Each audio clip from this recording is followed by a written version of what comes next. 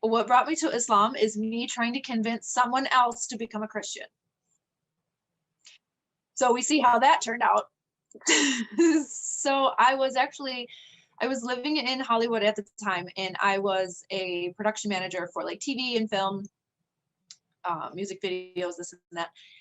And I was very Christian, and I mean, I was like teaching Sunday school, all this.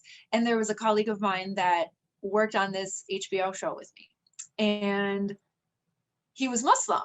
And I was trying to convince him that he should come to church with me so he could, see the truth, of course. And yeah, and he was like, thank you, but I'm not at all interested in that. And I said, well, who cares? It's like, you're not signing a contract for life. Like, just come to church one time. It's like an hour on a Sunday. Like, it's not going to kill you. If you don't like it, don't go back. And he was like, yeah, no, I'm not going to do that. And so I was like, what the heck? What has him so stuck on his religion that he won't even come for an hour? Like, oh, is your religion that cool? You can't like hang out for an hour? No. So I said, all right, listen, I have a Bible and I can quote Bible verses to you all day long, but it doesn't affect you because it's not your book. It's not your verses. It's not your scripture. What do you care? Okay, fine. Give me your book. Give me this Quran or whatever it is that you're reading, your moon and stars worshiping book. And I said, let me read that. And then I'm going to use your text against you to prove to you why none of this makes sense. And this is why you should be Christian. That did not go as planned. And soon after, I found myself in a mosque by myself, wandering in with like jeans, ripped jeans, a V-neck t-shirt, flip-flops. And the guy was like, whoa, salam alaikum, let's get a scarf on you if you want a tour.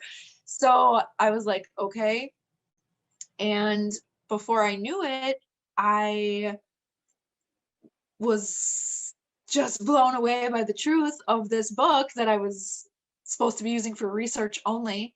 And pretty soon I was like, I think I know what I need to do. And this is hilarious because I've always thought Muslims are crazy people. I mean, I'm just brainwashed by the news here.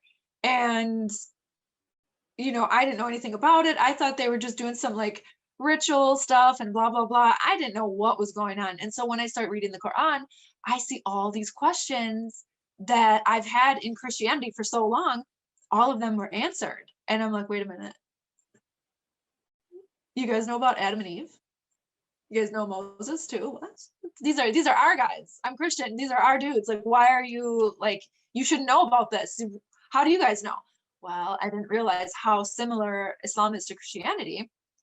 And I'm thankful that I knew as much as I did, because otherwise, had I not known those stories, I would have probably been a little hesitant. Like, okay, you're telling me this guy throws a stick down and all of a sudden it's a snake? All right, okay. No, thanks. But I already knew these stories from Christianity. So I was like, wait a second. You guys know he parted the Red Sea? Okay, what else do you know? And then it became more and more interesting to me.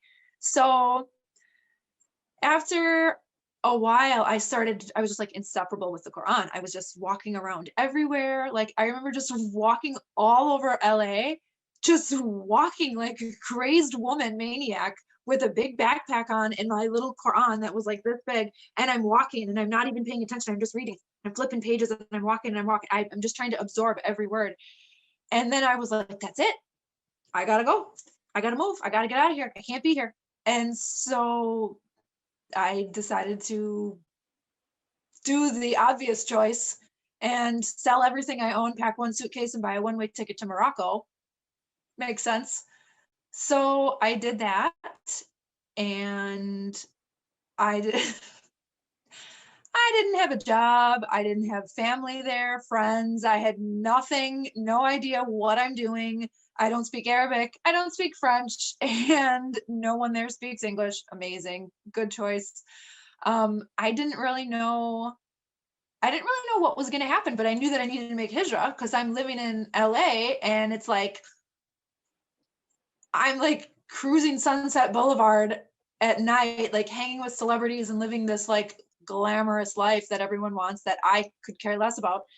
So I said, I got to move. I got to get out of here. And especially if I want to become Muslim for real, I cannot do that living in Hollywood. Like, it's never going to happen. My friends will never accept this. They'll tease me. I'll just be, you know, just a pile of nothing, because everybody's going to be like, okay, what are you, some wannabe Arab? Okay, you're Muslim, whatever, let's go out. You know, I knew that they weren't going to take me seriously. So I said, okay, that's fine. If my surroundings are going to change who I am, then if I want to change who I am, I should change my surroundings. So I did that, moved to Morocco, and decided to take my Shahada there in Casablanca, because I was almost done with the Quran, almost done. And I said, wait a minute, I want to wait.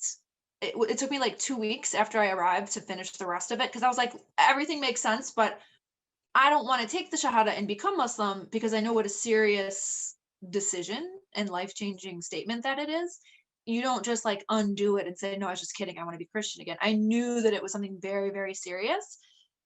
So I said, well, I don't want to have this book that I'm 98% done with, and then I become Muslim, and all of a sudden the last, like, chapter and a half, there's some little like, oh, by the way, this, and this. And then I didn't want to be stuck. So I said, okay, let me finish the whole entire thing, and then I will take my Shahada. So I did that. That was December 31st, 2010. So it's been over a decade now that I'm